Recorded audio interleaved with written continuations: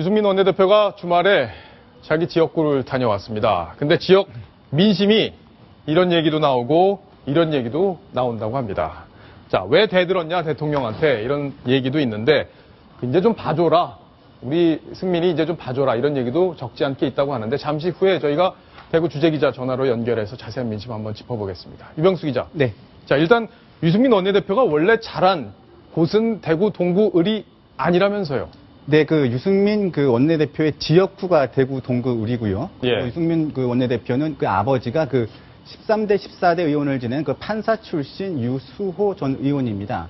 그러니까 초등학교는 대구 중구의 삼덕초등학교를 나왔고요. 그다음에 중학교는 수성구의 대륜중학교를 나왔습니다. 그러니까 지역구는 동구을이지만 살았던 지역은 동구을이 아닌 것입니다. 그리고 예. 지금 현재 모친이 지금 거주하시는 집도 동구을이 아닌 것으로 그렇게 돼 있습니다. 그러니까 지역구 문제인데요. 2005년도에 그 지역에 박창달 전 의원이 의원직을 상실하면서 재보궐선거가 있게 됐고 그 지역의 비례대표였던 당시 유승민 의원이 그 지역의 의원직을 던지고 다시 출마를 하면서 대구 동구을이 유승민 의원의 지역구가 된 셈입니다. 아, 그렇군요.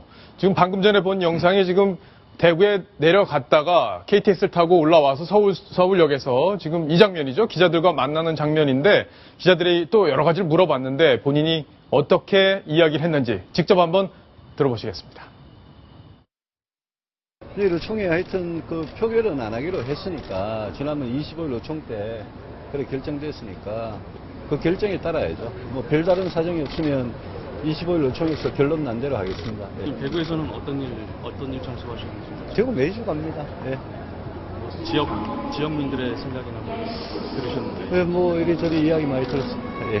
친박계에서 따로 모임을 갖는다거나 의총 소집 서명을 받는다거나 이런 거에 대해서 혹시 어떻게 대응하실 계획이나 뭐 거기에 대해서는 드릴 말씀. 네. 거취와 관련해서는 뭐 마찬가지로. 예. 지금은 뭐 드릴 말씀 있습니다. 예. 유병수 팀장. 네. 대구 가서 어머니를 만났더라고요. 뭐 어머니를 만난 사진들이 현지 언론에서 잡힌 게 있는데 사진 보면서 좀 설명을 해주시죠. 예, 그렇게 말씀드리겠습니다. 일단 저 지역이 아마 대구의 본가의 예. 정원인데요. 지금 아버지인 유수호 전 의원은 지금 요양병원에 지금 있는 것으로 계시는 것으로 알려졌습니다. 그러니까 병문안 겸 지역구를 가는 거죠. 그리고 근데 개인적으로 봤을 때는 정치적으로 너무 어렵고 개인이 굉장히 외로운 상태일 겁니다. 그래서 지역구에 가서 지역 민심도 좀 다독일 필요도 있었고요. 또 어머니를 만나고 아버지를 만나면서 위로를 좀 얻기 위해서 간 것이 아닌가. 예. 그렇게 생각이 됩니다. 가서 지역민들도 얘기를 많이 들었다고 하는데 김정환 기자. 네. 지역에 갔는데 지역 여론, 대구 동을을 대상으로 한 여론조사가 처음 나왔어요. 그렇습니다. 예, 소개를 좀 해주시죠. 소미의 관심사라고 볼 수 있을 것 같은데요. 그에 앞서서 아까 어머니를 만난 유승민 원내대표에 대해서 저는 좀 재미난 해석을 하고 싶은데 네. 사실 아까 얼핏 보기에 얼라가 어딜 하면서 다소 건방진 예. 이런 어떤 젊은 의원, 대통령에게 각을 세우는 이런 거에 대한 정서가 있는 것도 사실이지 않습니까? 특히 중장년층을 대상으로. 그런데 어머니를 보러 가는 아들, 예의를 챙기고 효자의 모습을 부각시키는 것은 어떻게 보면 물 한 잔도 먹는 거에 따라서 정치적 메시지를 담을 수 있다고 하잖아요. 예. 유승민 의원이 매주 간다고는 했지만 어머니를 찾아 나서는 유승민 본인의 어떤 이미지가 정치적인 함의를 갖고 있지 않을까라는 생각을 문득 해봤고요. 이번 유승민 원내대표 사퇴에 대한 의견에 대해서는 본인의 지역구에서 이와 같은 어떤 퍼센테이지가 나왔습니다. 사퇴할 일이 아니다는 것이 과반을 넘었죠. 51.1%. 예. 그리고 사퇴해야 한다는 것이 45%.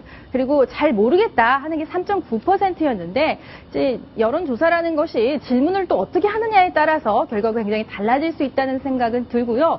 이 방송 들어오기 전에 이제 현지에 계신 원로분에게 전화를 드렸는데 그래도 유승민 의원이 박 대통령에게 양보를 해야 된다라는 질문을 했으면 아마 80~90%가 여전히 대구 민심은 대통령에게 기울어 있지 않느냐라는 또 그런 해석도 주시더라고요. 예, 그러니까 어떻게 묻느냐에 좀 다르긴 한데 일단은 사퇴할 일이다 아니다 주장이 맞서고 있는데 어떤 입장이냐 이렇게 물어본 데 대한 답변입니다. 그리고 이제 이 답변이 오차 범위 내에 있기 때문에 지역 민심 굉장히 혼란스러운 그런 상황이다. 이쪽 저쪽 다 여러 가지 의견이 있다. 이런 상황으로 봐야 될 것 같은데 좀 더 생생한 이야기 지금부터 들어보겠습니다. 자, 동아일보 대구 경북 취재본부장을 맡고 있는 이건효 본부장 전화로 지금 연결이 되어 있습니다.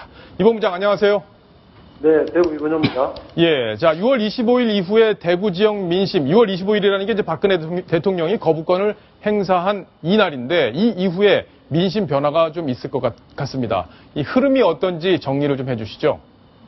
최근 들어서 관심이 많이 높아진 것 같습니다. 예. 그리고 그 민심의 어떤 흐름이랄까 그런 그 몇 가지 갈래가 보이는데요. 동구을 유 대표 지역구인 동구을 지역하고 그럼 대구 전체는 또 다른 그 양상이 있고요. 아 그래요? 네네. 어떻게 다릅니까?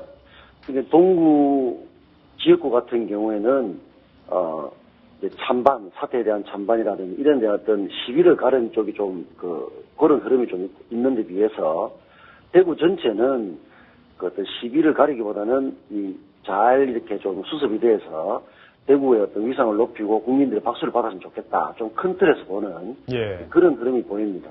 좀 세부적으로 보면 그래도 유승민 대표 오늘 있기까지는 박 대통령의 영향이 컸는데 어떤 좀 아무리 정치적인 그런 그 견해 차이 있다 하더라도 좀 인간적으로는 좀 잘못된 게 아니냐. 예. 그 비해서 그래도 박 대통령이 키운 김에 더 부족한 그 유승민 대표 더 잘 키워야 되는 게 아니냐. 그래서 좀 포용을 했으면 좋겠다.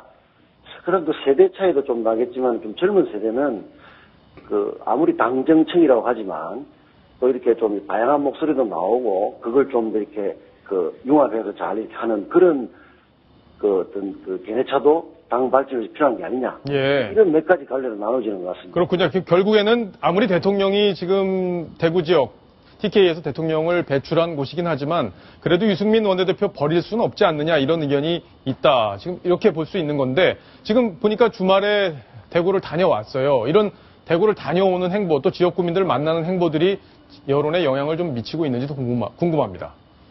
영향을 미쳤다기보다는 이번 사태에 대한 대구 시민들의 관심을 높이는 데는 상당히 역할을 하는 것 같습니다. 왜냐하면 이 문제가 굉장히 전국적인 이슈가 되어 있기 때문에 저부터서 굉장히 관심을 가지게 됐거든요. 예. 그래서 그 관심의 방향이 여론을 어떤 특정 방향으로 이렇게 한다든지 이런 거하고는 명확하게 드러나지 않지만 많은 시민들이 관심을 어떻게 표명하느냐 그 방향에 있어서는 어느 한쪽에 상처가 났으면 안 된다. 그러니까 둘 다 대구를 상징하는 정치이기 때문에 이게 발전의 계기가 됐으면 좋겠다. 이런 좀 양비양실은 비슷한데요. 그런 분위기가 굉장히 높아지는 것 같습니다. 예. 자, 마지막으로 짧게 하나만 여쭙겠습니다. 자, 일단 내년에 총선이 있습니다. 유승민 원내대표, 원내대표직을 그만둘 거다. 언제가 됐든 그만둘 거다라는 전망이 많은데 그 이후에 출마를 하게 돼도 당선에는 문제가 없을까요? 그거는 참으로 예측하기 어렵지만 최근에 현수막 공방이 있었지 않습니까? 예. 현수막 공방이 있었는데 그걸 보면 지금 어떤 유승민 대표 이런 사태를 보면서 예비 주자들이 예비 후보들이 이 사태를 상당히 관망을 하면서 자기 총선을 노리는 그런 맥락에서 이번 현수막 공방도 벌어졌다고 보는데요. 아마도 물론 내년 공천 문제가 있지만 유 대표가 앞으로 어떤 쪽으로 이걸 만회하는지, 그 다음에 임기가 많이 남은 대통령의 관계가 어떻게 설정되는지 이런 중요한 변수들을 보면서 내년 총선은 좀 가늠해 봐야 될 것 같습니다. 예, 알겠습니다. 자, 대구 동구 의뢰 민심 자세히 들어봤습니다. 감사합니다. 되고 있습니다. 자, 전원책 변호사님. 예. 자, 유승민 원내대표의 정치적 운명 참 궁금한 부분이 아닐 수 없는데 어떻게 전망하십니까? 지금 지역구에서 브랜카드까지 붙였지 않습니까? 예, 그게 역설적으로 유승민 원내대표의 미래를 얘기를 해준다고 저는 생각을 합니다. 어떻든 이번 파동으로 인해서 유승민 원내대표의 존재감은 굉장히 높아졌어요. 예, 과거보다는 정치적 위상이 달라졌다고나 할까. 그것이 이제 플러스적 요인인지는 과연 모르겠는데, 이 대통령에게 고개를 숙여서 사과를 했지 않습니까? 예. 하지만 이 대통령과 더 나아가서 친박계에게 이 생각이 다른 사람이다. 혹은 이 배신자적 이미지, 그런 것이 낙인된 것은 앞으로 피할 수 없을 겁니다. 그 낙인 효과는 피할 수 없을 거예요. 그런데 역설적으로 말하자면 새누리당이 분화하지 않고는 유승민 원내대표의 정치적 미래는 담보하기 힘들다. 아, 그래요? 예. 네. 새누리당이 분화를 할 가능성도 나는 그렇게 크게 높게는 보지 않습니다. 이 대통령께서 새누리당을 버리고 탈당할 가능성이 난 거의 없다고 보거든요. 그러면 비박이 뛰쳐나가야 되는데 비박이 뛰쳐나갈 가능성은 더 저는 적게 봅니다. 그렇다면 이 분할을 하지 않는다면 과연 친박과 결별한 유승민 원내대표에게 따뜻한 미래가 있을까? 나는 힘들다고 봅니다. 예, 뭐 어려운 미래가 기다리고 있다. 이건 분명할 것 같습니다. 여러 가지 논란의 중심에 있었던 유승민 원내대표 본인의 지역구를 다녀온 이야기까지 정리를 했습니다.